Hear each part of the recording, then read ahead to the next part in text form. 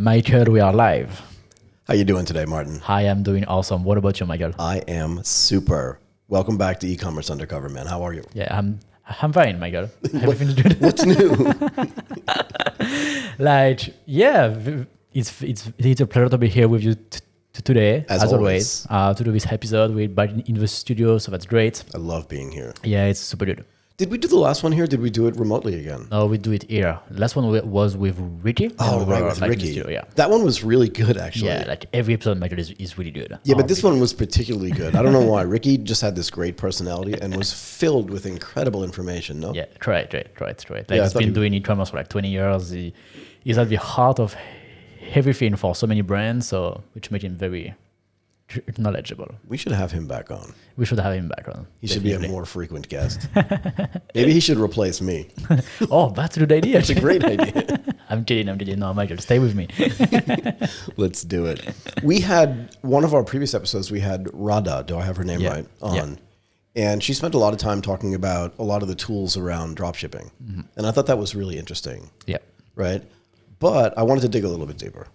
And maybe what we can start with is kind of a definition of exactly what dropshipping is, and then move into why it has become so prevalent. I didn't say popular, right? Prevalent, meaning just seems like everybody's doing it. Mm-hmm. And why that's happened. Anyway, what is dropshipping? Yeah. I think, first of all, like if you type dropshipping in Google or on YouTube, you're going to get a lot of stuff about dropshipping, and you're going to get a lot of articles or videos, of people who are going to sell you the dream of getting rich super quick without any effort, without any investment, right? So you get to be careful when we talk about dropshipping, because of course this is not what we're gonna talk about, no. Right? But there's like a real thing happening behind the scene, behind all of these videos, behind all of these articles. So I want to ask you this though: why are there so many people out there? Like, I want to understand a little bit of this as well, and I think that the listeners will too, the viewers for sure. Why are there so many people that are making these videos that say, I'll teach you how to be a dropshipper for free? And then because I've tested some of this stuff, right? Mm-hmm.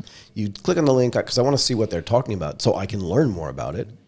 And it's always not a scam per se, but it's like $129 for their 8-thing course, but they said it was free. Yeah, because why is there so much of that? Most of the time, the free stuff is the clickbait, and then you opt in into their email list, or you opt in into their funnel, and at some point, after they give you something free, they want to sell you something. Right. But do a lot of people do that? In other words, is it worth, because they're spending a lot of money on producing these videos, right? Actually, not that much. Most of the time, the video production and the course production is pretty simple. Actually, you just buy a camera, buy a microphone, done, and they do it themselves. Fair enough. Anyway, go ahead. So if you look for dropshipping, you get all these bad videos, but what is it really? So you get a lot of bad videos, but you get also a lot of people who are making a lot of money thanks to dropshipping. Like, especially the last, I don't know, maybe like 5 years, I think. It really started 6 years ago, at least from a European point of view. Maybe before that from Asia. But yeah, there's a lot of people who made a lot of money doing dropshipping, and then these people started to do YouTube videos, right, to sell courses and stuff like that. So that's why we have so much content about dropshipping on YouTube and on Google and stuff like that. But I think something important is that dropshipping is not new at all. Like, the concept of dropshipping isn't new. It's just the trend that we just see now, but it's not new. But wait a second. If it's not new, yeah. Is there? There's no official start date for anything, right? Yeah. I mean, people are probably drop shipping, in the 1300s. For sure, they were. But what does it? But what does it really mean? So basically, what drop shipping means is when you sell something that you don't have. So, for example, you are making belt, right? Mm-hmm. You're a supplier. You are making belt. Right. I go sell belt, and when I have a customer, then I use the money I have from the customer to buy the belt, and I ask you to send to him directly, not to me. That's dropshipping. Okay. So like, I have the income first, then the expenses. So I have my margin directly. I have no stock. I don't handle shipping. I don't handle storage. So you never even see the product. If I don't want to, and if my supplier is not here because it's you, Michael, if my supplier is in China, for example, and I'm in France, right, I don't even need to see the product. Got it. Okay. It feels a little scary though, right? Because if I have to pay you the money first, I think, do you think most people know this? In other words, if you're making the belts, so I'm the belt guy, you're the socks guy. So if you're making socks, if you're drop shipping socks, right? Okay. I give you money, you could just like walk away. Oh yeah, and this is I think something we should talk about maybe a bit later into the episode, but for sure there's a lot of issues with this concept for sure. Okay. So if that's the case, and if it's, but to be fair, you're right. It's been going on forever. It's been going on for forever, right? Forever, like, yeah. I mean, literally, like on the Silk Road, people would like go to Rome, right, and say, "Oh, you want to buy like 7 rugs?" Yeah. Probably take some of the money, go back and buy them, Exactly, and then ship them back. Yeah, it's just that with the rise of e-commerce, this thing that people were doing into the commerce in general started to go online. And then the supplier started to expand worldwide, right? So that when you are in Europe and then you go to AliExpress and you get this full catalog of stuff that you can sell. Okay, wait a second. You just threw this out. This AliExpress thing. You can't do that. I do this all the time on some of my other shows. They're like, oh, if you just do a DCF calculation, I'm like, slow down. Slow down. No, because you want to make sure that the people that are listening actually understand. So AliExpress is part of Alibaba. Exactly, yeah. And it's a big product consolidator. And they do at some level, they do some curation, right? So there's not a bunch, there's some garbage on there, some really low cost stuff. But they must have a ranking system as well, right? In other words, I've been to AliExpress before and I've thought about doing some drop shipping, right? They have some reviews, they have some stuff, and of course, in the back end, they must have, some infrastructure to ensure quality. I'm sure about that. Right? But imagine you go on this website, AliExpress, which is like, let's say, a small part of Alibaba as a whole, because on Alibaba, most of the time, there's higher MOQ, minimum order quantity. Thank you. And on AliExpress, you can ship product one by one. Really? Yeah. So like you want to sell pen, go on AliExpress, take the picture on AliExpress, put a website, put the picture on the website, advertise your website, find a customer, put the order on AliExpress, send to the customer. Done. So this is simple. It's very simple. This is simple. Like my dog could do this. So that's why there's so many YouTube videos to try to teach you how to do dropshipping. But let's say I go to AliExpress, right?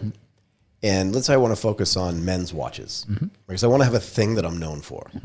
Right? So I put up a store that I just call Ashley and Michaels, just to make it sound like professional. Okay. Right? And how do I know which watch is going to sell? So basically, if I go to AliExpress, right? Because that's where I'm getting my stuff from. I'm not going to talk to the supplier because, my kachaloi, like, I don't understand anything. Yeah. You don't speak Chinese, Michael? It's not one of your skills.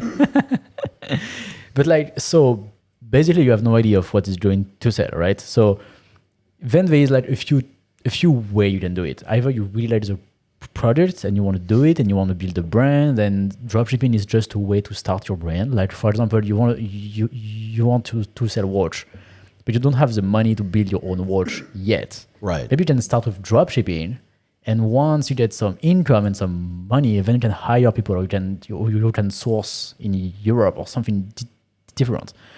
But what's good with dropshipping is that as the costs from China, if you do dropshipping from China, as the costs are very, very low, then the margin can be high, and then it can make you scale your business much faster. I understand.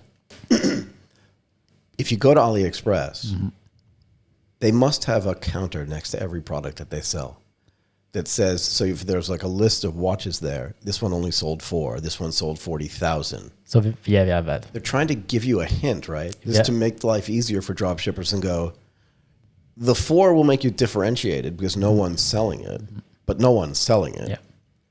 So this one we know is quality. So they do that for you too. They do that for you too. They also gather reviews from customers, so then you can just use the reviews on your own website as well. Really?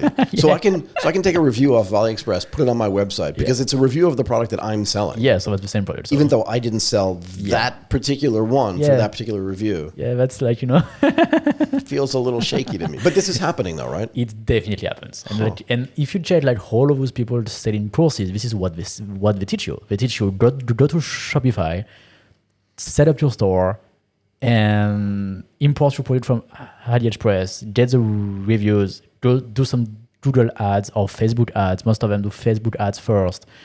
And then you do some testing phase to answer your previous question. They do testing first. So they have like some way to know if it's working or not. Right. And one of the main ways, do I make money or not, basically.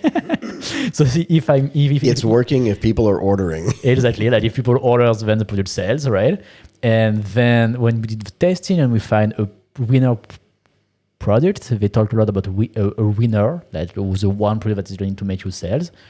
Then you scale that to more sales, basically. So that's the process. It feels to me that the AdWord business, whether it's on Facebook or on Google, for this stuff must be really crowded. So does that make the AdWords really expensive, or am I just like mistaken? So if you check like the evolution of dropshipping in the last 5 years, definitely. Because like 5 years ago, when all of those dropshipping guru on YouTube and stuff like that were starting dropshipping, right. the competition were very, very, very low. Right. And why I mentioned Shopify just before is that it's because a lot of people think Shopify is dropshipping.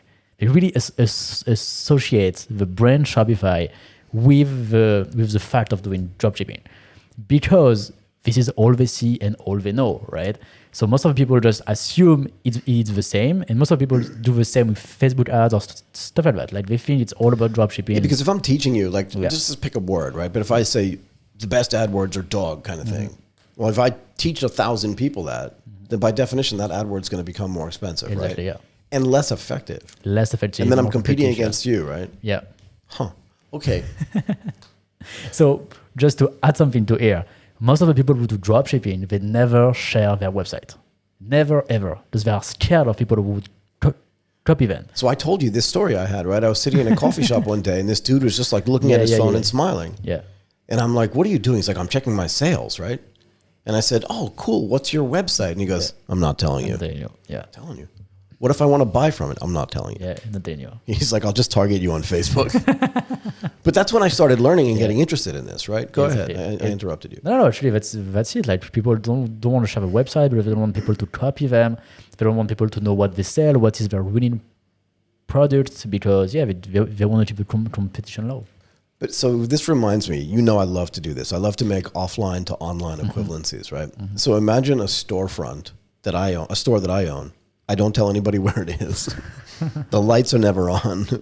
You can't see what products are in there. Yeah. But periodically people are coming in and going out with the bag filled with stuff. Who wants to shop there? Yeah, so this is exactly touching the limitation of dropshipping, right? Like why this model have some limit and some problems, and we also maybe can talk about the controversy about dropshipping. Because of course, as you said before, there must be some fraud, there must be some issues. I mean, there's fraud everywhere, right? So I'm not so concerned about that, but it's just like, I love transparency. I don't like stealth startups because your idea is not worth hiding kind of thing. And if your business is based on something that everybody can do, maybe it's not a great business. Yep. Right? Like your business, Dr. Tech, right? I can't build it. I know exactly what it is. I really do. I know the ins and the outs of it. We can talk about it later, right? And you do have some dropshippers on the platform. Oh, yeah, I do, yeah. Right? But the point is that it's pretty transparent what it is and what it does and how it does it. Yeah. No idea. Anyway, go ahead. But like for dropshipping, if you want to talk about the good part of dropshipping, like it's most of the time a very easy way to start any kind of business, because you have very, very, very low investments to the business. And low risk, yeah. And very low risk as well. So most of your costs when you start dropshipping is into the website, which was expensive with Shopify and now much cheaper with Dropit, so that's much better. And better, yeah, not just cheaper. and better, but then all your over costs are only in marketing. So basically, like when you do dropshipping, what you really do is that you are doing marketing, sales, and basically digital marketing. Okay. There's so many things I want to ask you though. We'll get back to the marketing thing in a second. Let's say I'm in France, yeah? A lot of your clients are in France, and maybe you can give me some feedback from some of your clients. Sure. But let's say I'm in France, and I want to start a dropshipping business, and I want to bring in products from China, right? Off of AliExpress, do exactly what we just talked about. Yeah? So I'm following the model. How does it get to my customer? What do you mean? In other words, I never see it, right? So I'm not in control of its destination. I know its origin, right? Because I know who the supplier is because AliExpress tells me. When they click on the buy button on my website, it sends a message essentially to that thing, doesn't it? Because I'm not calling AliExpress every time going, one more watch in blue. Right? There's something that's automated. Yeah. So they probably connect to Shopify or to Dr. Tech, and then they... So for this, there's companies like Dissers, for example, or CJ Dropshipping, who are a software company that links to the website to the supplier. Exactly. This is exactly what they do. So that's just software. So they don't touch the product either. They don't touch the product either. So some of these software have warehouses as well. For example, CJ Dropshipping, they have warehouses as well. So they connect both stores, but also they have the suppliers to ship them some products. So then they have local warehouses in some like hot markets, so they can ship faster. But how do they know what products to put in there? I think that's their magic. Okay, but there's some magic there. Yeah, they have some magic. They're not guessing, right? They have some data analysis. They do some big data stuff. Yeah. And then they put the products in there. So if I order something from AliExpress in China, it could actually already be in Paris. No. If you order from AliExpress in China, it will not come from China. If you order from my store or of one of my customers who made a website on Dropit, right, who use CJ Dropshipping, the supplier might be in China, but the supplier first sent to CJ Dropshipping warehouse in Paris and then sent to you. That's what I mean. Yeah. That's what I mean, right? But you have to order on the website for my customer.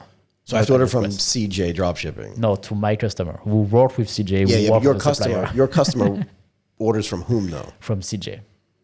Okay, and do they order before they get their order or no? So like I'm on your website. No. I'm on one of your clients' websites. Yeah. I click watch one, boom. Yeah, boom. And then what happens? So CJ... The order get to CJ Dropshipping. And then they have a warehouse, let's say in Paris. Yeah, and they ship to you. And they ship to me. To the end customer. In Marseille or somewhere. In Marseille or somewhere, exactly. Yeah. Okay. Doesn't sound that easy anymore. No, actually, this is super simple because like when you have a store and you just connect to this software company, Dissers or CJ Dropshipping, or there's like tons of them who do that right now. And like let's mention this one called Dropit, which also a French startup, and who is doing what this company does with Chinese suppliers, but from European suppliers. So they really source product into Europe from small, like manufacturers or factories in Europe, and they offer to you like dropshipping from Europe to Europe. So the biggest win is quality, because in Europe there's some other product that we know how to do well, right? But also shipping time, because from Europe to Europe it's much faster than from China to Europe. And I'm always wondering, like, the products that you're buying from China, how are they getting to Europe? Like, how are they getting to France? They're not just going on a boat, right? Plane, boat. Yeah, plane and boat. It really depends on the shipping time and on the shipping fee that the end customer pay. Okay, I want to get back to this, the CJ Dropshipping and the Dissers, because these are companies I think that, like your cousins never heard of these companies, right? But yeah, they only operate in the backend. They only work with the dropshippers, because they supply them with a logistic on how to handle the relationship with the Chinese suppliers. So that means that some of your sellers on Dr. Tech, they never talk to the supplier directly. No, they only go through Dissers, for example. But let's say they use Dissers. Is Dissers using products from AliExpress, or they're trying to replace AliExpress? No. Dissers is working closely with AliExpress. So does that mean I go to AliExpress first and then look for it on Dissers to make sure that I can get it in a way that's fast and convenient for me? I think you can, yeah. I'm not sure about that. We should ask them, but I think that's completely how it works, yeah. Fair enough. So I interrupted you. You're talking about, you're really just doing marketing. Yeah, okay, yeah. Yeah, like when you start dropshipping, like basically tomorrow you want to start dropshipping, you're gonna have to make your store and you're gonna have to sell the products. Like you are going to source it on Dissers or AliExpress directly, like, or Dropit. Like you use any kind of source that you want, but you don't need to buy the product yourself and stuff like that. So once it's on your website, then the next step is to get traffic on your website and sales. And how you do that? Through digital marketing. But then how does it get back to this guy that was sitting in the coffee shop that doesn't want anyone to know what his website is? Because imagine tomorrow I made my website on Dr. Tage. Right. I get a ton of sales and all of my product comes from Dissers. then you can make also your website and have the exact same product. And if you know my website, you can copy it exactly because nothing, I own nothing myself. Right. So it's easy to copy me. And I understand that. And also there's a lot of tools on the internet where you can know exactly what the ads I'm using. So like if you know my brand, then you can find all my ads, what I'm saying, what is my copywriting. What's that tool called? There's a bunch of them. But is there a tool that's called like nomartinsads.com? You cannot do it. Like all the ads are published, so you cannot hide them. So yeah, so like if you know that my store is successful, you just find my store, copy it, and maybe like some people, what they do is that they go on the American market, they find a store that is very successful, then they do the exact same in France, in the UK, in Italy, in Spain, in markets that are not the US but are kind of the same. Right. I just don't want to live my life that way. By just going out and copying somebody else's stuff. But some people make tons of money just doing that. But isn't it like counterintuitive? I want the buyers to know where my website is. Mm-hmm. So I'm trying to drive traffic to my website through digital marketing on Facebook and on Google. Mm-hmm. But I don't want the people that are going to copy it to come to my website. Yeah. How do I know who's who? So you cannot. So there's always a part of risk, right? Yeah. But this definitely, like, I think that's a good point that you made, because this is where the evolution of dropshipping started. Okay. But basically, in the old days, it was very bad. Like, you know, like people were making shitty website and they really don't care at all, right? And the only thing was, oh, now we can get product from AliExpress, search at a cheap price, right, and sell them 10 times the price in Europe, and it's still cheaper than what people can buy in the stores. So like our only problem is to be fast. Like if that's our only thing, we have to be first to get this product on the market, right? Right. So they were not caring at all about branding, about a nice website, about, you know, all this stuff. No. The thing was, we need to make ads fast. But then there was more and more dropshippers, more and more competition, right? So you could not do that. So in the old days where you could have like a very bad website and it was working fine. Right. Now people, even the end customer, knows more about dropshipping. They check sometimes. There's also some association who are kind of, you know, like hunting against the dropshippers. Really? Yeah. Because like the end customer was like, I'm buying the watch on your website. The same one is on AliExpress 5 times cheaper. Right, for less, for like $4.95, and you're selling it for $72. Exactly. So like customers start to be aware of that, right? So then it just like force people who do dropshipping to go one step further, right? And to be better. Okay. So what is that? And the way they did that first, the better website is, and it's what Dropit helped them to do that, because on Shopify we have a lot of issues for doing that. So Dropit help in this way to make a better website, more customized. This is what I mean by better. Have a better branding, have a better marketing, have better colors and stuff like that. So at the end of the day, it looks more like a real brand. So customers trust you more. You don't have like just generate bad looking website. So what are the other ways that some of your sellers like generate trust, right? Yeah, so this is one of the ways that a nice website, reviews, authentic reviews, real from reviews, your real customers, from the real lady who bought the real watch. Exactly. Then customer support is very important. Most of the dropshippers, when they start, they don't do great customer support, but at some point you want to do very great customer support. That's a real good way to differentiate yourself. Yeah, I mean, a lot of people talk about how, I'll just run an e-commerce business so I can have passive income. Yeah, no, not at all. doesn't sound that passive to me. No, because like it's very important to have a team that is available for the pre-sales questions. It's gonna give trust to these early people that are going to buy from you, then reviews, word of mouth, social media, right, all of that stuff. Got it. So you were talking before about fraud and like some of the problems or some of the downsides with drop shipping. Yeah, because like as I mentioned, like some people start to be aware of the practice, right? Like people doing drop shipping and because they wouldn't have known before, right? Like no, they didn't know before. So it says like on Amazon, right? You'll be just like buy it from Amazon, buy it from one of Amazon's marketplace sellers. Yeah. But those marketplace sellers are probably at some level drop shippers, right? Because it all sits, particularly if they're doing FBA, right? Fulfilled by Amazon. No, because both. both, though, right? But if it's sitting in Amazon's warehouse, Yeah. then again, it's not really your stuff. Yeah, exactly. Yeah. Exactly. So yeah, of course, yeah, we talked about Dropit, we talked about Shopify, but on Amazon as well, there was some suppliers, like some Amazon sellers were actually dropshippers and were actually like putting an Amazon product from Chinese manufacturer. Right. So yeah, it's everywhere, right? Until at some point, I think like maybe a year ago when it got maybe like a bit too big. Really? This practice of doing things badly, right? So then people started to do dropshipping, but at the same time, the actors of dropshipping started to say, guys, you cannot do it anymore.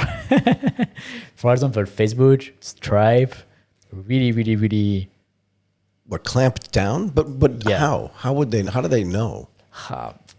it's not how they know. It's more how you're gonna pursue them that they should not do it to you. Because the way they operate is that they block your account, then you have some time to make a claim, and this is where it starts. So they don't really care. They don't care at all. So they're making a bet that you're a drop shipper and they're shutting you down because to them the revenue doesn't matter. It's immaterial. Exactly. But that could be like your whole lifeline Yeah. if you're an individual seller, right? Yeah. And it can blow up instantly. And it also doesn't, like, do we know what role payments plays in this? We hear a lot of people complaining about PayPal because it's kind of the payment gateway of choice Yeah. globally. Is that fair? Yeah, a lot of countries use that, yeah. But they do the same thing. They'll just shut down your account, even if it Yeah. has money in it, and just go, tell us we're wrong. Yeah, exactly, yeah. Yeah? Yeah, this is what we do. But I think for PayPal and Stripe, so I'm not into the banking system and all of that. I don't have enough knowledge into that. Yeah, neither do I. Just know what I hear, but go ahead. But my idea and why they do it this way for the payment gateway is that they must have a banking license behind that powers what they do.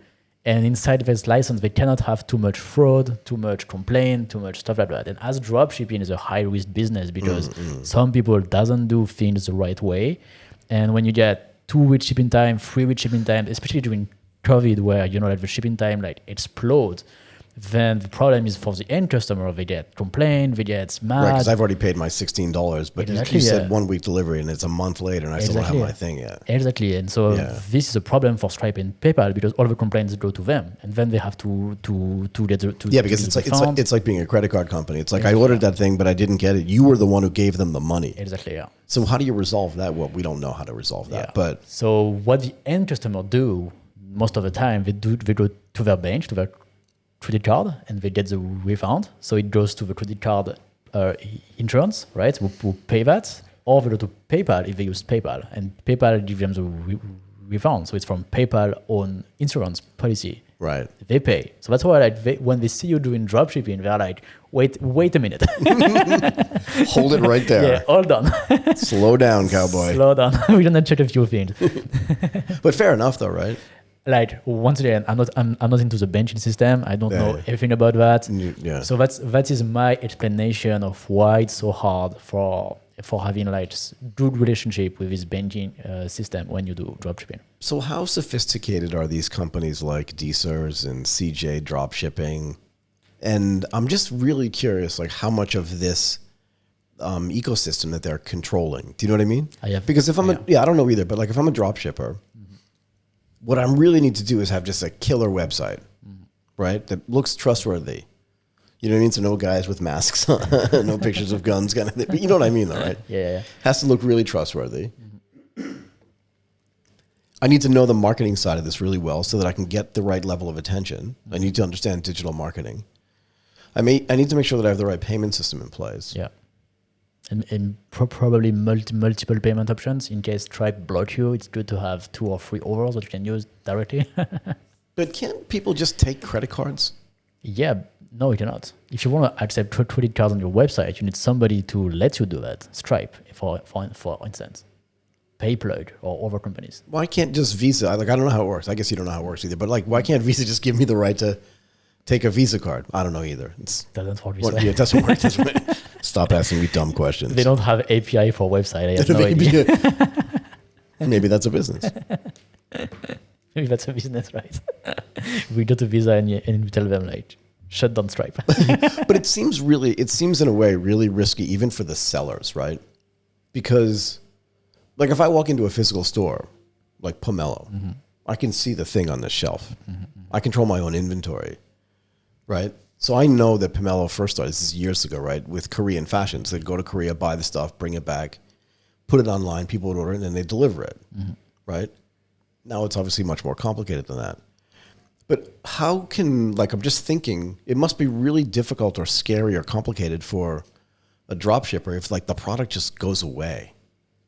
It cannot really happen thanks to DSers or CJ dropshipping, thanks to companies like this, because they handle that for you. They made sure that at the end of the day, your end customer is going to be delivered, because this is also the way that they are paid, this company. Like they only take a commission between the price you sell and the wholesale price. They take a small fee here. So this is the way they are paid. So in the end, they have an incentive to deliver the customer.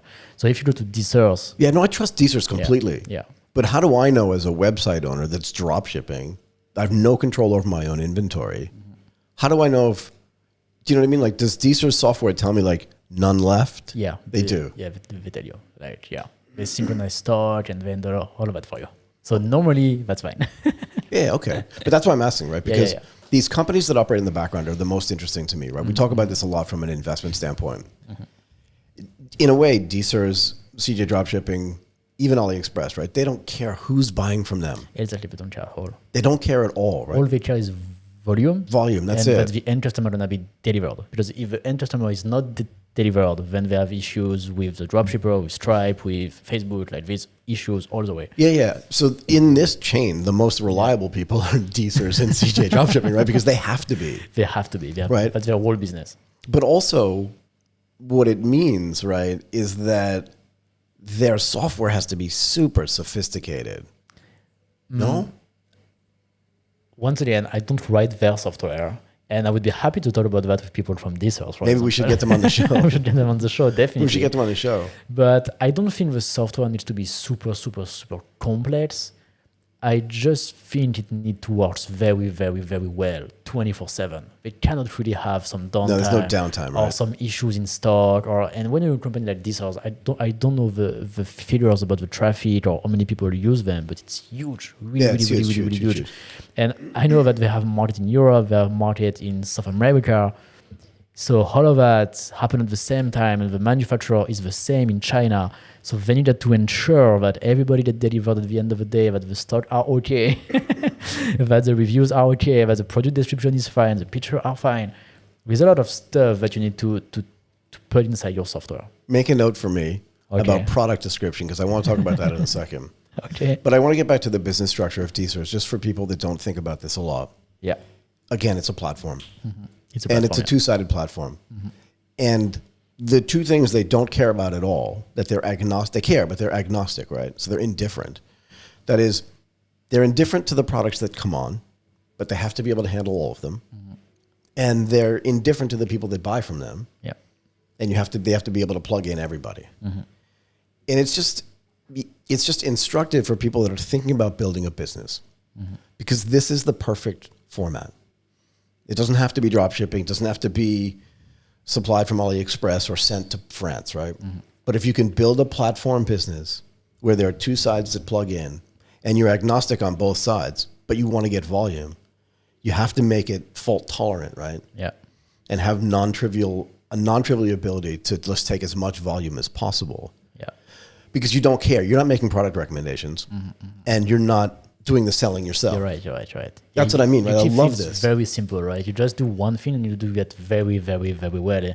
And you're right, the example of product recommendation. We saw a lot of people to try to do product recommendation in dropshipping, because at the end of the day, when everybody want to be successful at dropshipping, they are all looking for this winning product. Some people were like, yeah, perfect, I'm going to sell you some winning product, right? But it never worked, because the exact definition of a winning product is something that nobody's selling, because you can be the only one, right? Right. And if you have a winning product, you have absolutely no incentive of giving it away to other people. Anybody right? else, yeah. So that's why they don't do that, and that's great. And also, like, I completely agree with you on the perfect business. And also, these companies, DSers and CJ Dropshipping, they grew super fast. like really, really, really, really fast. Right. And we talk about this a lot in some of the other shows that we do, and that is, if building your business feels like you're pushing a rock up a hill, you're in the wrong business. Yeah. Because you're always going to be pushing that rock up the hill. But as soon as you feel like you're chasing a rock downhill and Like, you can't catch up with it, I think this business felt that a lot. yeah, the that's last what I 3 years. think. Right. I mean, it's just like the extend business that we talked about before. Yeah. They're just like, oh, I think everybody needs this. Yeah, everybody needs that, and a lot of people wanted to start dropshipping. But also, like when you did teasers, for example, like you get to handle. If you have one seller who sell a lot, then you have a lot of more orders also to handle, right? So like you have a lot of ways to scale your activities. That's what I let's mean, say. though. And this business grew a lot the last few years. Like I don't know if they have investors. I don't know, what's the structure behind that. Yeah, but super cool though, right? But it's super cool and it works very, very well. But so the other thing that I always wonder is, right, is if you've built this platform and you're agnostic on both sides, you must have the data on the products that are being sold. You have everything, yeah. So why don't they take a little bit of risk? Like I understand not competing with their customers. But again, nobody knows whose website is whose, particularly in the dropshipping space. Is there a business for someone like that to maybe consolidate the best? Because we see this happening in other places, right? Maybe they do it themselves. That's They my have point. their own website and That's my point. and they sell their own stuff. That's my point, though, right? I have no idea. I don't know. I don't know either. Yeah. But I'm always thinking like that. Like, all this stuff. The stuff that's selling. Yeah. Instead of selling it to somebody else, why not keep all the margin for yourself or most of it? And make your own website. And make your own website that's beautiful because you know what works. Yeah. Because you can see the ones that are, because you know where you're sending all your orders. Right? Yeah, you also know the market, you also know the countries, you also know all of that. So for sure, that's a risk for the dropshippers to be copied by even the platform or also the manufacturer. What about they decide to make their own website? Because once again, they have all the data as well. They know exactly where they ship and how much they ship. So they know everything. Yeah. I mean, this gets back to that conversation we were having a few weeks ago about direct to consumer. Yeah. Like it's called factory to consumer, right? Yeah. They can do it. They can do it. I just don't know if the DNA is right. Do you know what I mean? Like the people that run these companies are so good at that thing and so focused on that thing.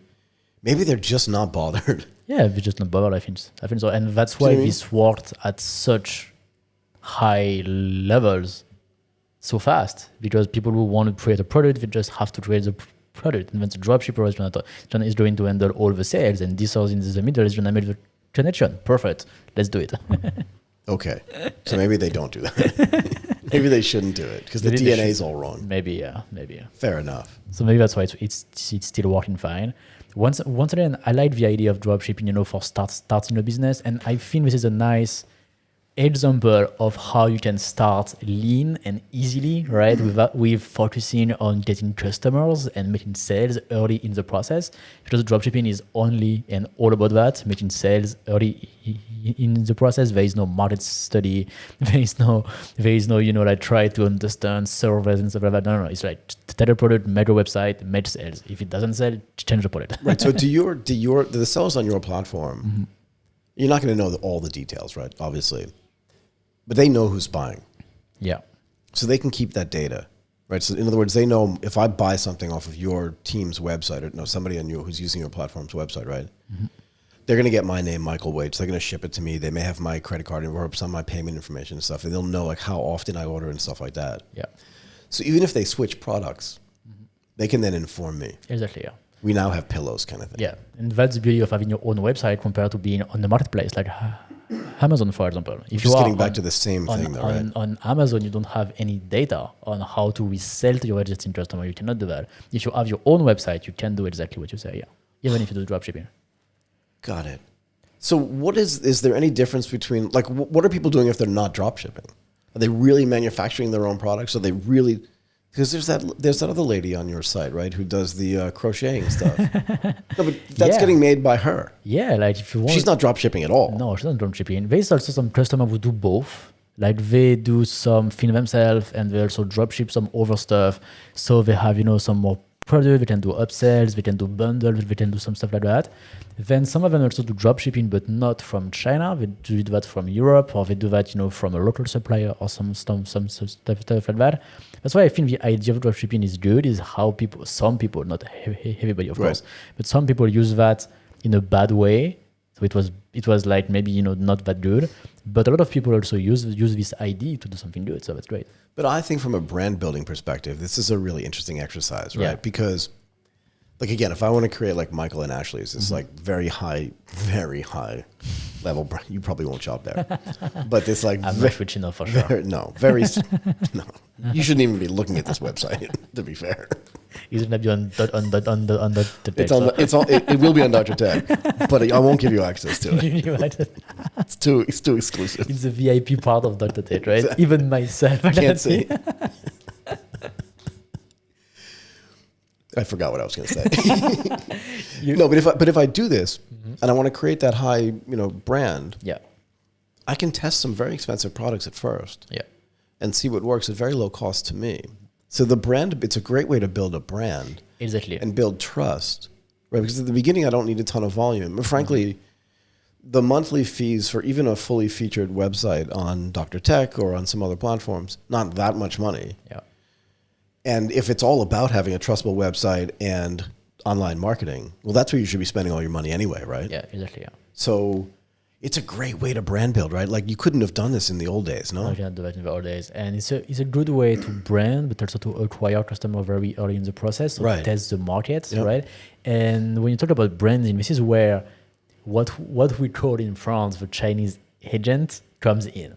Because when you go through D-Source or CJ Dropshipping, company like that were a huge company and more like a software company than They're not like a real logistics company.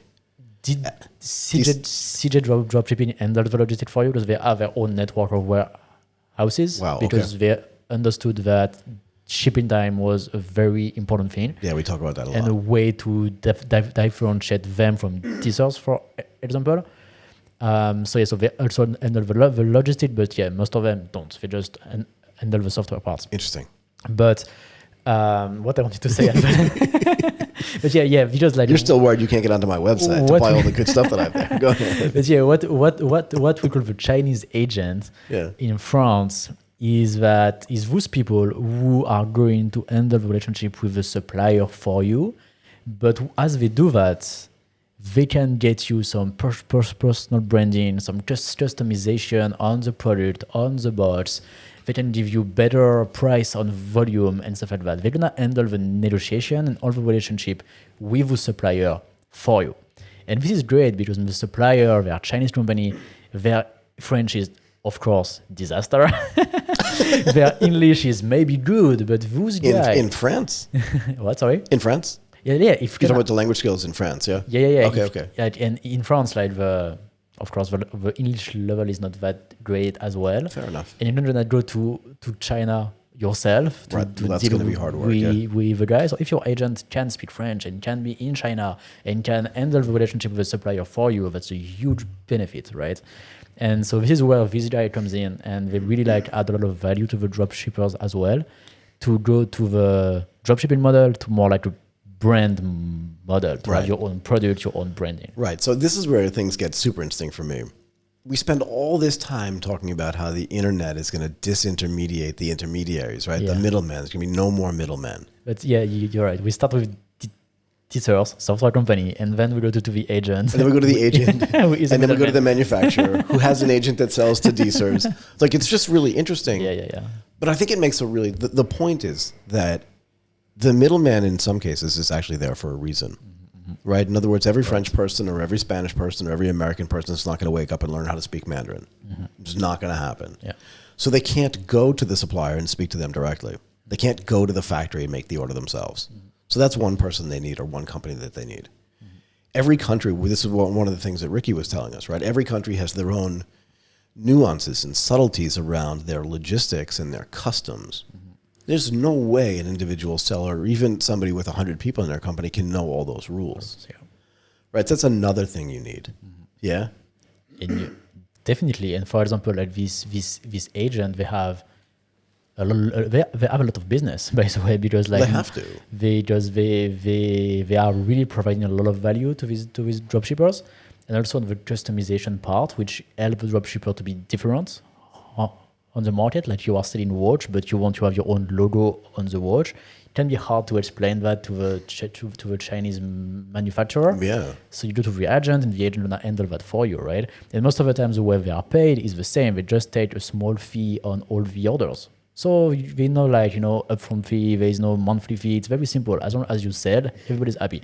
But that's what I mean. So in a way, every time a new platform, whether it's an analog platform that's offline or a digital platform that's online, right, comes into play, I feel like the same system gets set up again. In the old days, Amazon was like, we'll never have a warehouse. They were like the classic dropshipper. Oh, really?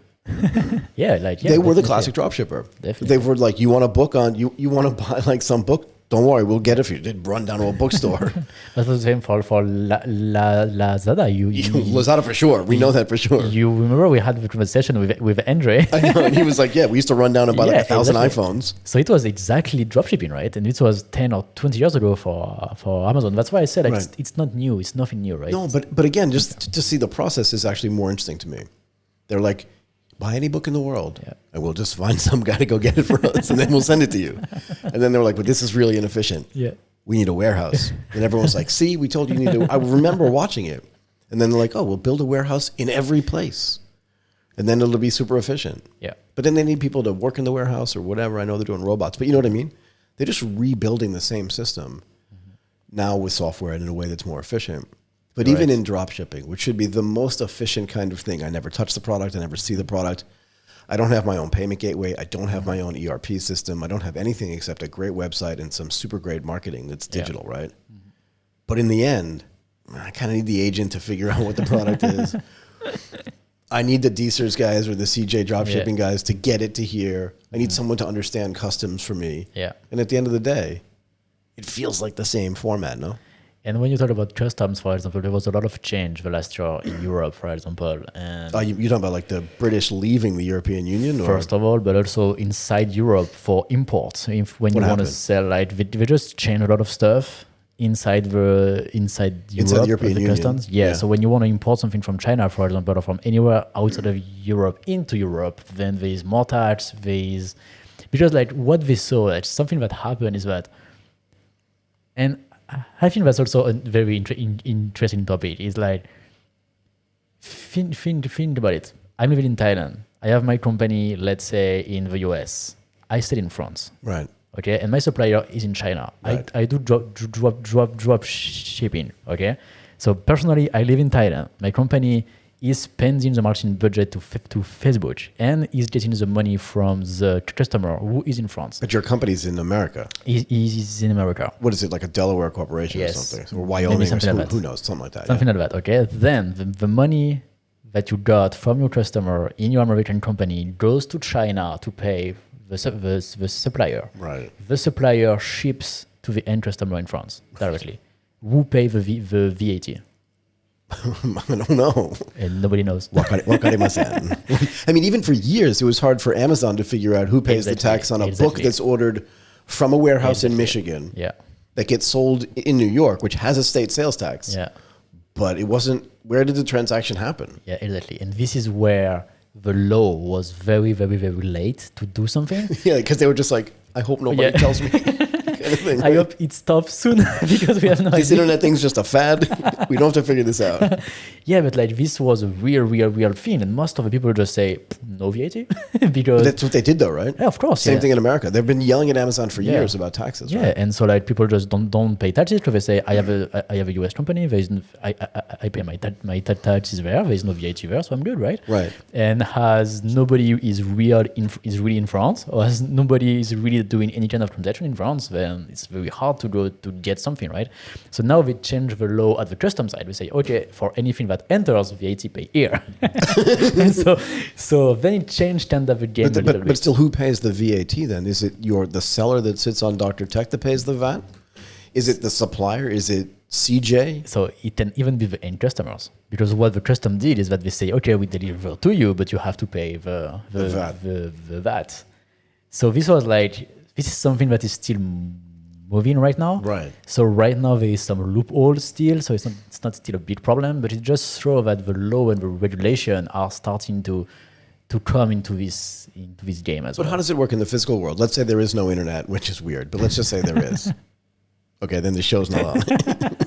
Then there is no more episode. There's no more episodes of the show. There's no internet. Okay, let's say there's an internet, but it's not working so well. Okay. No, but let's say that like there's a manufacturer in England Okay. and a store buys a bunch of whatever they're manufacturing in Paris. Mm-hmm. Who pays that tax? That's the store, because physically the store is in Europe, is in Paris, sorry, and then And they're actually buying it. and they buy it, and they have to pay the custom tax. They have to pay The import tax on that. the import tax, sorry, and then they are making the profits to resell that to the end customer, and on this profit they get to pay the VAT, value added tax, right? So this is what they have to do. But when you have the end customer in Europe, in France, the company in the US, Right. and the supplier In China. where is the value added, right? Like, what is the initial price? What is I the, submit to you that no value is being added. but like, where is it, and who have to pay? Normally the rules is it's in the country of the end customer. So normally it should be in France, but who have to pay that? It's something that is still in discussion and it's still not figured out, and that's not that simple. Maybe we just eliminate taxes. That would be great. Just pay with Bitcoin. But like I say, that it's something that is still moving, not really for the big brands. Like the big brands, they get that figure it out. They have to, because they are too big, right? Yeah. And it's too obvious what they do. But there's so many people who are doing dropshipping, and each of them have a small volume, but in total that's a big volume. But to be fair, like Apple was doing this for a long time, right? In other words, they had a business or subsidiary, right, or a company in Ireland. Okay. Oh yeah, they got fined for that a few years ago. So they didn't get fined for it, but because of the tax structure for the Irish economy, they were just leaving billions of dollars offshore. Because if once they brought the money into the US, they had to pay some exorbitant amount of taxes. So they were just like, okay, I mean, our money's just sitting over there. It's fine. It's never coming over here. It may come right to here kind of thing.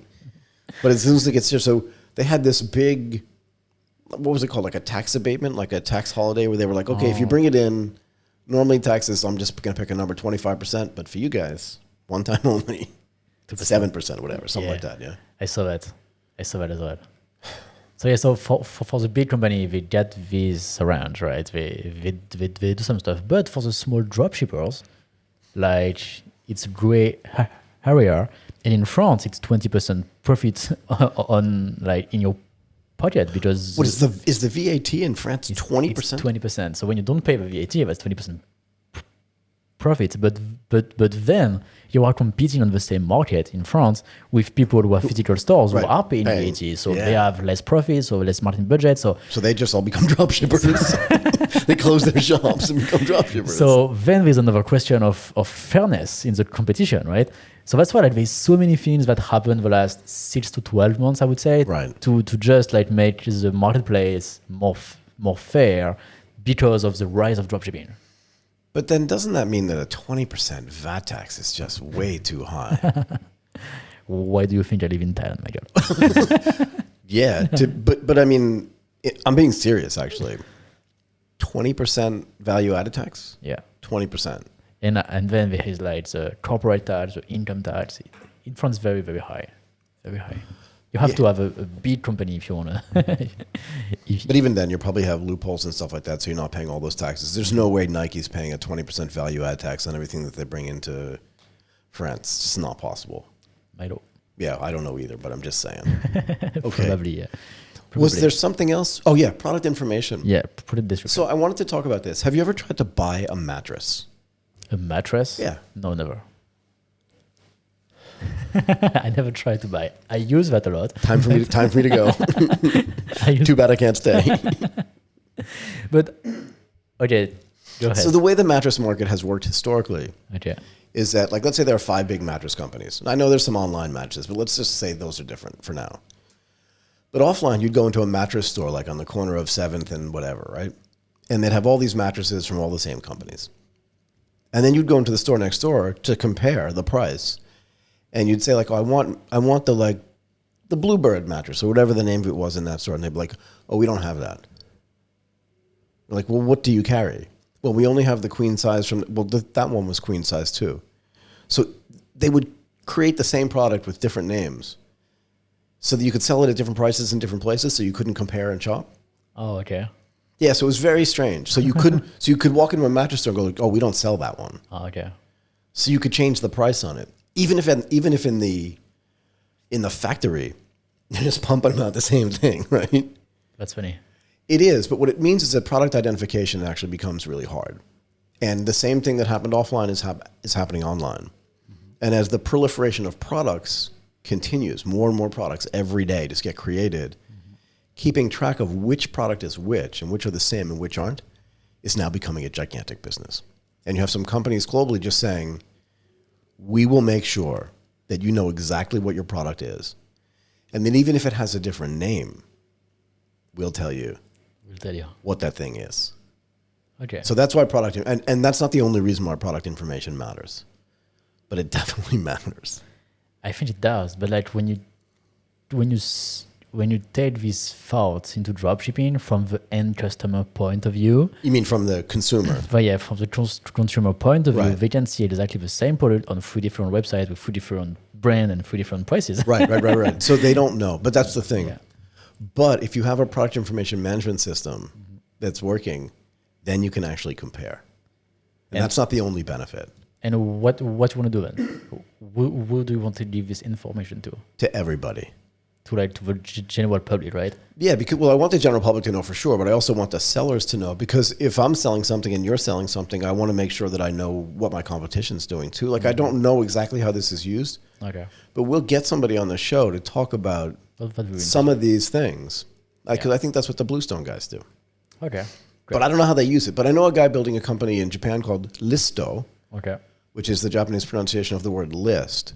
And he's trying to create like the end-all be-all product database in every language. That's interesting. Yeah, it's really interesting. I'm still wondering like who is going to enjoy that the most, except the consumers, because like we can compare and stuff like that, right? But yeah, let's have this conversation. Well, let's say you're a marketplace. Yeah. Okay. And let's say your marketplace is operating in 5 different countries. Mm-hmm. You want to know what your product is, and then you want all that product information to be translated into other languages in the exact way that the people in that country, we've spoken to people about this, right? Yeah. Like you can't just put stuff into Google Translate and have it come out in Spanish and have it make sense to people in Spain. That'd be strange. It's just not going to work. Right? But you understand what I mean. Mm-hmm. So what he's building is this multilingual, like one-stop shop database for all products in the world, so that if it's on your marketplace here and on your marketplace here, it has all the exact same data on it, and nobody's guessing. Actually, like it made me think about Amazon enforced a policy maybe like last year, where they said that your product must be from you now. So like they said you must have your logo on the product right now. Like so they kind of killed the dropshipping on Amazon overnight because everybody that's not polite. Who were using the same product and the same thing. Right. They just like unlisted them like all at the same time. So a lot of Chinese suppliers got unlisted from Amazon. And then they were gathering together to do, I don't remember what they were doing, but they kind of like try to get all the data for all the same products. And they say, if your logo is not on that, then it's not your product. So we just unlist that. Yeah, I'd have to think a little bit longer about it to say like that's okay. But in a way, it sounds like it is okay, right? Again, in a physical store, you can't have 100 stores selling the same watch. It's like those guys, they used to be in Times Square with jackets going, want to buy Rolex? Yeah. Kind of thing. And with no policy on price or nothing. And no standardization, no nothing, right? Yeah, it's weird, right? It is weird. So maybe Amazon was being a little bit heavy-handed, but maybe they were helping their consumers. At the end of the day. I don't know what the answer to that is yet, but I can think about it. I didn't think about it too. Okay. Was there something else you wanted to talk about? Not today. Not today? No. Dinner? No, I think we're good. Yeah, I'm good. I think we should definitely get some dropshipping actors like Deezers Would love and to. all of these companies Would love to. on the show, so then we can Ask them the real questions. ask them the question that we are wondering, right? Yeah, well, I think that everybody's wondering. And in case the listeners have some question, we can put in the comment on YouTube. And then we can ask them then directly ask to them Deezer or directly. to CJ Dropshipping. That would be great. The interesting thing is, right, we can come up with a bunch of topics and flesh them out, right? And talk about the stuff that we do know. But getting an expert on, I mean, this was the benefit of having Ricky on the Yep. previous show. Definitely. I don't need to ask you anything. We don't need to surmise. We just asked Ricky. We just asked Ricky. He's doing the test for us. We're like cheating off his test. Thanks for the answer. I got 100. Exactly, Michael. Actually, I got a 97, and I got the same response from my parents, actually. What happened to the other 3 points? Anyway. Thank you, Martin. Thank you, Michael. That was great. That was awesome. That was awesome. Have a good day. You too. Bye-bye.